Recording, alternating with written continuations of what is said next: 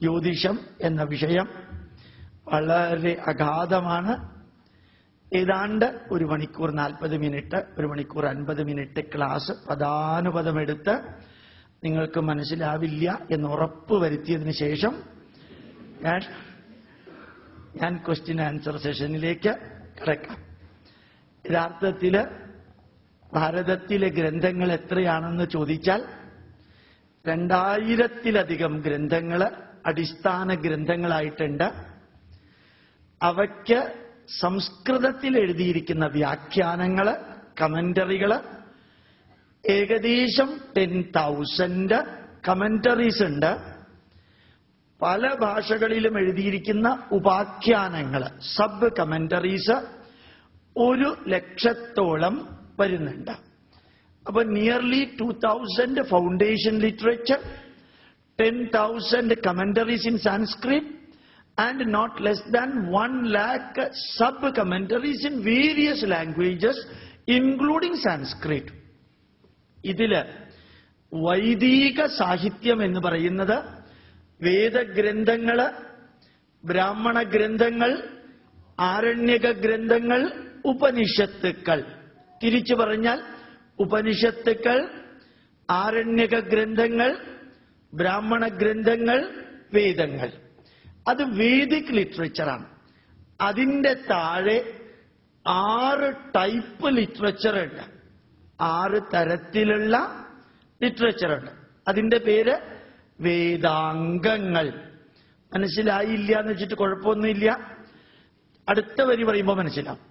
6 ഗ്രന്ഥങ്ങള്, class of literature, വേദാംഗങ്ങൾ: ശിക്ഷ, നിരുക്തം, വ്യാകരണം, ഛന്ദശാസ്ത്രം, കൽപ്പശാസ്ത്രം, ജ്യോതിഷം. 6ാമത്തേതാണ് ജ്യോതിഷം. ഇപ്പൊ വേദാംഗങ്ങളില് 5 മറന്നേക്ക, 6ാമത്തെ പൊസിഷനിലിരിക്കുന്നു ജ്യോതിഷം. ആ ജ്യോതിഷം ധാരാളം ചർച്ചയ്ക്ക് വിധേയമാവാറുണ്ട്. ഇന്നലെ ഞാൻ അവിടെ തമാശന് പറയുകയുണ്ടായി, ആയില്യം നക്ഷത്രക്കാർക്ക് പത്രത്തിന്റെ 2ാമത്തെ പേജിൽ നോക്കിയാൽ വിവാഹയോഗമുണ്ട്. ആൾക്ക് വയസ്സ് 89ആയി. കാരണം 89 വയസ്സുകാരന് ആയില്യം നക്ഷത്രം വരാൻ പാടില്ല എന്നില്ല. ഏത് നക്ഷത്രക്കാരനും 85 ആവാം, 89 ആവാം, 92 ആവാം, 93 ആവാം. കട്ടിലിൽ കിടക്കുകയാണ്, 8ാം ഭാവത്തിൽ ശനിയാണെങ്കിൽ കുറെ കാലം കിടക്കും. ആ കട്ടിലിൽ കിടക്കുന്ന ആൾക്ക് കാർത്തിക നക്ഷത്രം വാഹനയോഗമുണ്ട്. ഇനി ഏത് വാഹനം അദ്ദേഹത്തിന് വേണ്ടത്? ഒരു വാഹനേ വേണ്ടു. അപ്പൊ ഇങ്ങനെ യഥാർത്ഥത്തില് വസ്തുതകൾക്ക് അല്പം പോലും നിരക്കാത്ത മനുഷ്യന്റെ വികാരങ്ങളെ ചൂഷണം ചെയ്യുക എന്ന് ഞാൻ പറയുന്നില്ല, ഒരു തരത്തില് മിസ്ലീഡ് ചെയ്യുന്ന വിധത്തില് വാരഫലങ്ങളും മാസഫലങ്ങളും എല്ലാം കൊടുത്ത് ഒരു നക്ഷത്രം ഒരാൾ പറഞ്ഞാൽ എനിക്ക് കാർത്തിക നക്ഷത്രമാണ്, ഇങ്ങനെ കണ്ണടച്ചിരുന്ന് ഒപ്പ കണ്ടകശനിയാണല്ലേ, ഇതെങ്ങനെയാ പറയാൻ സാധിക്കുക? ആ കാർത്തിക നക്ഷത്രത്തിൽ ആരംഭിച്ചിരിക്കുന്ന യഥാർത്ഥത്തിൽ ഏത് ഗ്രഹമാണെന്ന് നോക്കി കാൽക്കുലേറ്റ് ചെയ്ത് ഈ അറ്റം വന്ന് ഇപ്പൊ ഏത് ദശയാണെന്ന് നോക്കി അതിൽ ശനി എവിടെയാ നിൽക്കുന്നതെന്ന് നോക്കി 15 മിനിറ്റെങ്കിലും പേനയും പെൻസിലും വെച്ച് പേനയും പേപ്പറും എടുത്ത് കാൽക്കുലേറ്റ് ചെയ്ത് പറയേണ്ടത് ഓഫ് ഹാൻഡ് അടിച്ചുവിട്ട് ശുദ്ധ അബദ്ധങ്ങൾ ചെയ്യുന്നവര് ധാരാളമുണ്ട്. ഇനി ഇതൊന്നും കൂടാതെ ഒരിക്കലും ഈ സദസ്സിൽ പറയാൻ പാടില്ലാത്ത ഒരു കമ്പാരിസൺ പറയാം.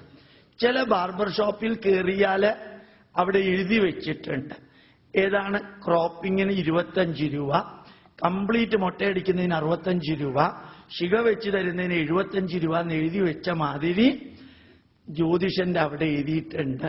ഏതാണ്? വിവാഹത്തിന് വരുന്ന ജാതക ചേർച്ച മാത്രം നോക്കിയാൽ മതിയെങ്കിൽ 40 രൂപ. ആ ചേർച്ചയിൽ പേഴ്സണാലിറ്റി നോക്കണമെങ്കിൽ 150 രൂപ. ഇത് ശരിയാണോ ഇല്ലയോ നോക്കണമെങ്കിൽ 250 രൂപ.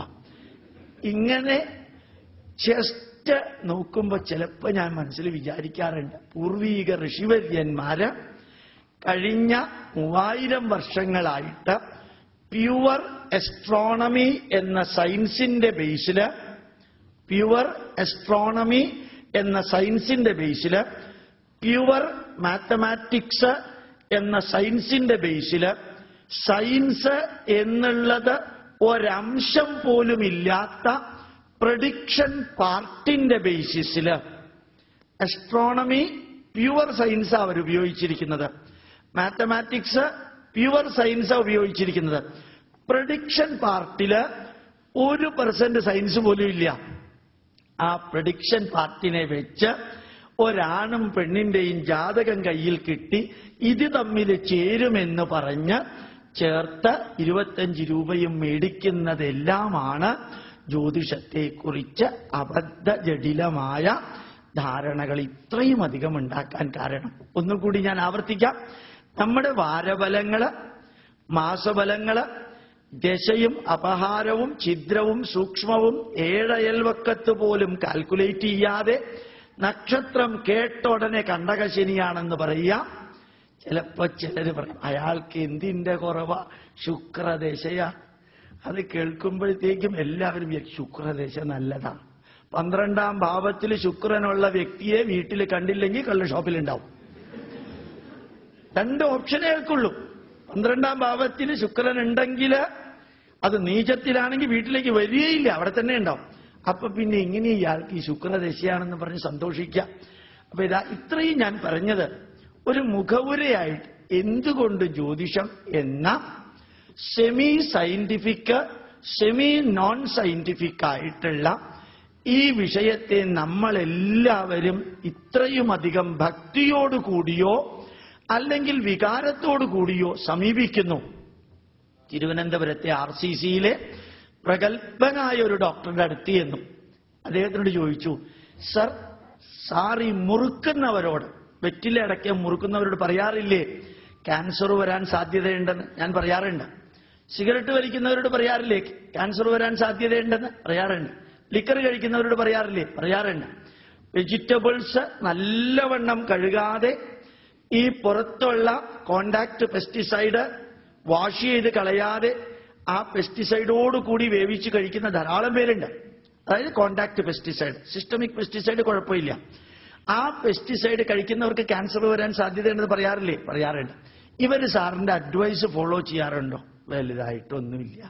സിഗരറ്റ് വലിക്കരുതെന്ന് പറഞ്ഞാൽ ഇന്ന് വൈകുന്നേരം വരെ വലിക്കില്ല, പിറ്റേ ദിവസം പിന്നെയും വലിക്കും. മുറുക്കരുതെന്ന് പറഞ്ഞാൽ 2 ദിവസം മുറുക്കില്ല, പിന്നെയും മുറുക്കും. അതേ സമയത്തൊരു ജ്യോതിഷൻ പറയട്ടെ, നിങ്ങൾക്ക് ക്യാൻസർ വരാൻ സാധ്യതയുണ്ട്, അയാൾ അന്നത്തോടുകൂടി നിർത്തും. അതായത് മറ്റേത് സയൻസ് ആണെങ്കിൽ പോലും നമ്മൾ ഭയപ്പെടുന്നില്ല, ജ്യോതിഷനെ നമ്മൾ ഭയപ്പെടുന്നു. കാരണം അയാൾ ഭയപ്പെടുന്ന രീതിയിൽ അത് പ്രസന്റ് ചെയ്യുന്നു. അപ്പൊ യഥാർത്ഥത്തില് കുറേ പേരോട് പറയാറ്, നിങ്ങൾക്ക് നല്ലൊരു ഭാവിയുണ്ട്, പക്ഷെ 10,000 രൂപയുടെ ഒരു പൂജ നടത്തിയാലേ ശരിയാവുള്ളൂ. അപ്പൊ ക്യാൻസറിന് ചികിത്സിക്കാൻ 10,000 രൂപയില്ലെങ്കിലും ഈ 10,000 രൂപ കൊടുത്ത് പൂജ നടത്തണമെന്ന ധാരണ വരുന്നത് ഈ ജ്യോതിഷൻ പറഞ്ഞിട്ടാണ്. വീട്ടിന് വേറെ കുഴപ്പമൊന്നുമില്ല, നിങ്ങളുടെ പിതൃക്കൾക്ക് മോക്ഷം കിട്ടാത്തത് കൊണ്ട് ഈ വീട്ടിൽ കിടക്കുമ്പോഴത്തേക്കും സ്വസ്ഥമായ ഉറക്കം വരില്ല. ഇത് MBBSും MDയും FRCSും MRCPയും ഉള്ള ഡോക്ടർ പറഞ്ഞാൽ നമുക്ക് ആർക്കും ഭയമില്ല. 10ാം ക്ലാസ് പഠിക്കാത്ത ഡോക്ടർ ഈ ജ്യോതിഷൻ പറഞ്ഞാൽ വീട്ടിനകത്ത് ഉറക്കം സ്വസ്ഥമാവില്ലെന്ന് പറഞ്ഞാൽ നമുക്ക് ഭയം ഉണ്ടാവും. അങ്ങനെ ഏതോ ഒരു ട്രെൻഡ് വന്നതുകൊണ്ടാണ് ഇന്ന് ഇവിടെ ജ്യോതിഷം എന്നൊരു വിഷയത്തെക്കുറിച്ച് ക്ലാസ് എടുക്കണം എന്ന് തോന്നിയത്. അപ്പൊ പദാനുപദം വിവരിക്കാം. അത് എത്ര പേർക്ക് മനസ്സിലാകുന്നോ എന്ന് മനസ്സിലാക്കാം. ഈ ജ്യോതിഷത്തിൽ ഉപയോഗിച്ചിരിക്കുന്ന അസ്ട്രോണമിക്കൽ കൺസെപ്റ്റ് അത് 100% അൾട്രാ മോഡേൺ അസ്ട്രോണമിയാണ്. ഭൂമി ഉരുണ്ടതാണ് എന്നുള്ളത് നമ്മുടെ ജ്യോതിഷത്തിലുമുണ്ട്. മൃത് ജല ശിഖി വായുമയോ ഭൂഗോള സർവതോ വൃത്ത. മൃത് മണ്ണ്, ജലം, ശിഖി അഗ്നി, വായുമയോ ഭൂഗോള. ഗോളം എന്ന വാക്കിന്റെ അർത്ഥം അറിയാം. സർവതോ വൃത്ത. ചന്ദ്രനെ എവിടെ നിന്ന് നോക്കിയാലും വൃത്താകൃതിയിലാകുന്നത് പോലെ ഭൂമിയെ എവിടെ നിന്ന് നോക്കിയാലും സ്ഫെറിക്കൽ ഷേപ്പുള്ള ഭൂമി വൃത്താകൃതിയിലാണ്. അതുകൊണ്ട് ജ്യോതിഷത്തിലെ കാൽക്കുലേഷൻ നടത്തിയിരിക്കുന്നത് കോപ്പർനിക്കസും ഗലീലിയോയും കെൽവിനും സർ ഐസക് ന്യൂട്ടണും അതേപോലെയുള്ളവരും ജനിക്കുന്നതിന് 2500 വർഷങ്ങൾക്ക് മുമ്പാണെങ്കിലും അന്നും ഭാരതീയർക്ക് ഭൂഗോളം എന്ന കൺസെപ്റ്റ് തന്നെ ഉണ്ടായിരുന്നു. അത് ഭാഗവതത്തിൽ വായിച്ചാൽ ഭൂഗോള വിവരണാധ്യായം എന്ന 4 അധ്യായങ്ങളുണ്ട്.